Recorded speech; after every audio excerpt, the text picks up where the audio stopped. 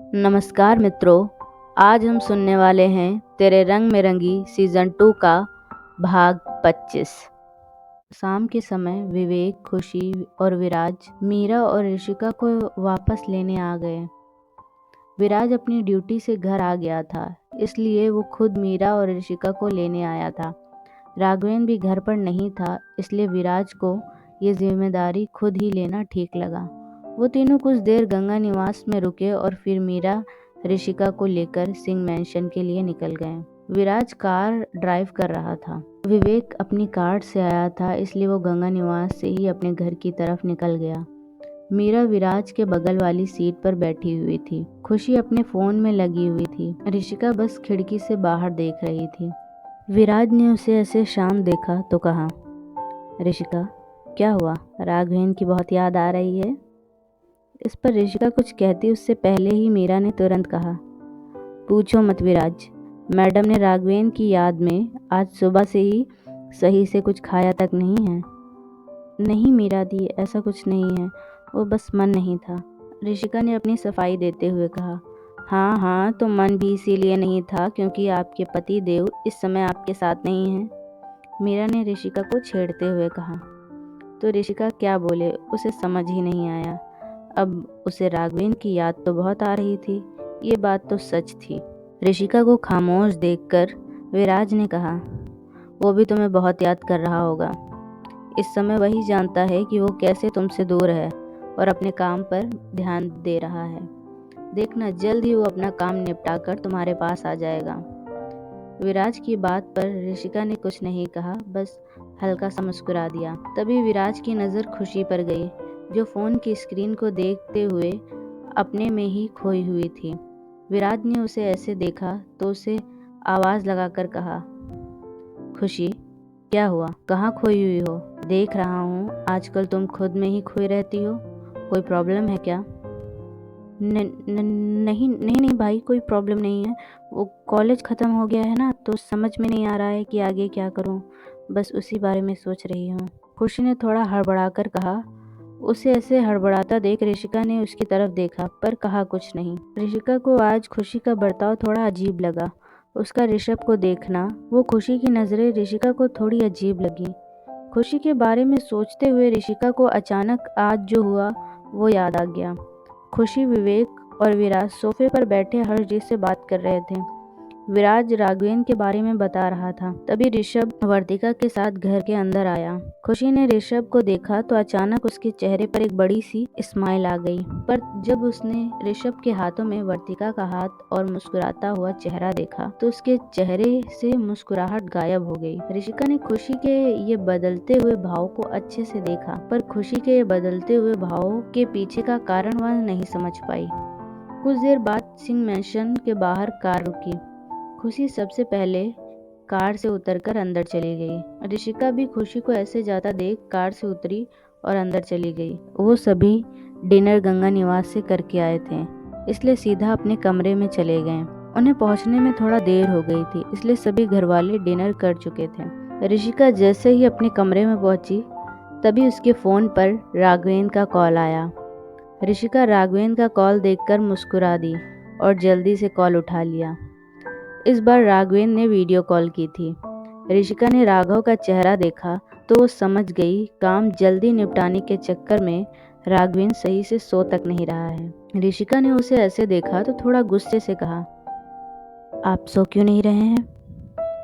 इस पर राघवेंद्र ने बड़े प्यार से कहा, तुम्हारे बिना नींद ही नहीं आती, दिल करता है सब कुछ छोड़ छाड़ कर तुम्हारे पास आ जाऊं और तुम्हें अपनी बाहों में लेकर सो जाऊं।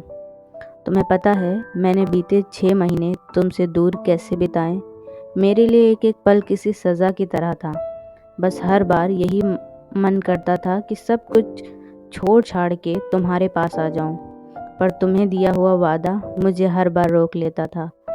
कल भी मैं यहाँ आना नहीं चाहता था, पर अगर मैं यहाँ नहीं आता तो बहुत लोगों की ज़िंदगी बर्बाद हो जाती, इसलिए मुझे मजबूरन यहाँ आना पड़ा। राघवेंद्र की बातों में ऋषिका को उसकी तड़प महसूस हो रही थी। उसकी आंखें भी ये सब सुनकर नम हो गई थीं।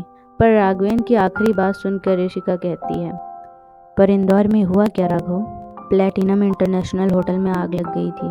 पिछले कई दिनों से होटल में कुछ ना कुछ गड़बड़ हो रही थी, कहीं कुछ तो कहीं कुछ। रोज़ एक्सीडेंट हो रहे थे, जिससे होटल की रेपुटेशन पर असर पड़ रहा था। अब तो हाल कुछ ऐसा है कि कुछ दिन होटल बंद रहेगा। कुछ समझ ही नहीं आ रहा है ये कौन कर रहा है। पिछले दिनों मैं शादी में बिजी था और उसी में ये सब हो गया। अभी तो ऐसे होटल की रिपेयरिंग चल रही है, जल्दी सारी चीज़ें ठीक हो जाएंगी, पर तब तक मुझे यहाँ रहकर खुद ही देखना होगा। राघवेंद्र ने ऋषिका के पूछने पर कहा, चिंता मत कीजिए, सब जल्दी ठीक हो जाएगा। ऋषिका ने प्यार से कहा, मुझे पता है सब ठीक हो जाएगा, क्योंकि तुम मेरे साथ हो। बस ये हमारे बीच जो बार बार दूरियां आ जाती हैं, ये मुझे कमज़ोर कर देती हैं ऋषिका।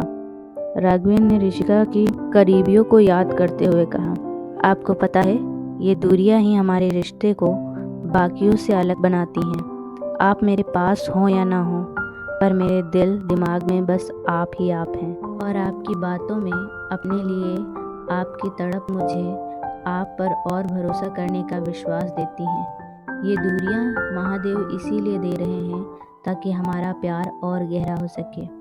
ऋषिका ने फ़ोन की स्क्रीन पर राघवेंद्र को देखते हुए कहा, हाँ वो तो है, ये दूरियां मेरे प्यार और तड़प को दिन पर दिन बढ़ा रही हैं। जिस दिन मैं मसूरी वापस आऊँगा, तुम्हें लेकर हनीमून पर निकल जाऊँगा, जहाँ हमें परेशान करने वाला कोई नहीं होगा।